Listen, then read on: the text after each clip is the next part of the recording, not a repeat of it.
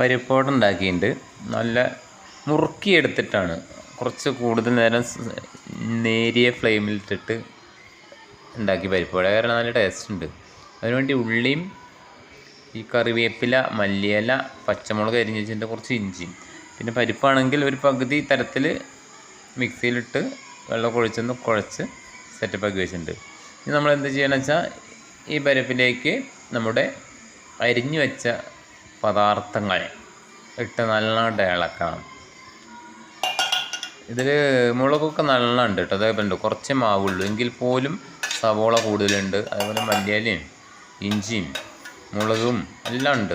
അത് കഴിച്ച് കഴിഞ്ഞാൽ ഇതൊക്കെ കൂടി എണ്ണയിലിട്ട് മൊരിച്ചെടുക്കുമ്പോൾ ഒരു സ്വാദുണ്ടാവും. അമ്പ അപ്പ അത് കഴിച്ച് നോക്കണം. അത് നമ്മൾ സാധാരണ കടയിൽ നിന്നൊക്കെ കഴിക്കുമ്പോൾ ഒരു പരിധി ഉണ്ടല്ലോ. ഒരുപാട് ഒന്നും ഈ ഐറ്റംസ് ചേർക്കില്ല. അത് നഷ്ടമല്ലേ. അത് 10, 12, മാക്സിമം 15 നമ്മുടെ 10 രൂപയ്ക്കാണ്. 10 രൂപയൊക്കെ വെക്കുമ്പോൾ അത്ര ഐറ്റംസ് ഉണ്ടാവുള്ളൂ. പക്ഷെ ചില കടയിൽ നിന്ന് കഴിക്കുമ്പോൾ നല്ല ടേസ്റ്റാവും. അപ്പോൾ നമ്മൾ ആദ്യം ഇതിനങ്ങോട്ട് മിക്സാക്കി എടുക്കും. ഒരുപാട് വെള്ളമൊന്നും പാടില്ല. നമ്മൾ ഈ കുഴയ്ക്കുന്ന രൂപത്തിലാക്കി കിട്ടുന്ന അത്ര വെള്ളമേ പാടുള്ളൂ. എന്നിട്ട് എല്ലാ സ്ഥലത്തേക്കും ആവണം നമ്മുടെ സവോളയൊക്കെ. അപ്പോൾ നമ്മൾ ബാക്കിയുള്ള ഉപ്പ് കൂടി ഉപ്പിടാൻ മറന്നു പോയതാണ് കേട്ടോ. ഉപ്പ് കൂടി പാകത്തിന്, അതൊക്കെ പാകത്തിന്. ഉപ്പൊക്കെ പിന്നാക്കം നിന്ന് കഴിഞ്ഞാൽ ഒരു രസം ഉണ്ടാവില്ല. എന്നാലും മുന്നാക്കം നിൽക്കരുത്. അത് കറക്റ്റ് അളവിലായിരിക്കണം ഉപ്പ്. അപ്പോൾ നമ്മൾ എണ്ണ വെച്ചു. എണ്ണ ചൂടാക്കി കഴിഞ്ഞാൽ പിന്നെ ഒന്നും നോക്കാനില്ല. എടുക്കുക, നമ്മുടെ പരിപ്പോട പരിപാടി തുടങ്ങുകയാണ്. മറക്കണ്ട, എല്ലാവരും ഉണ്ടാക്കുന്നതാണ് പരിപ്പോട എന്ന് വിചാരിക്കും.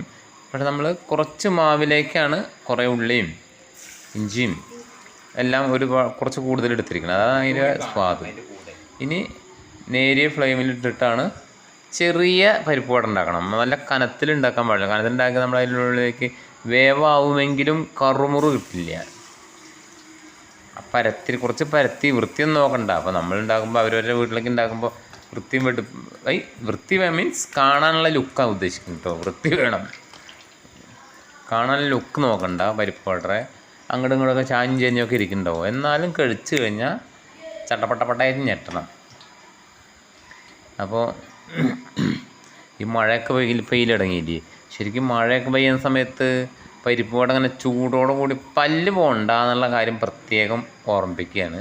അതിൻ്റെ കൂടെ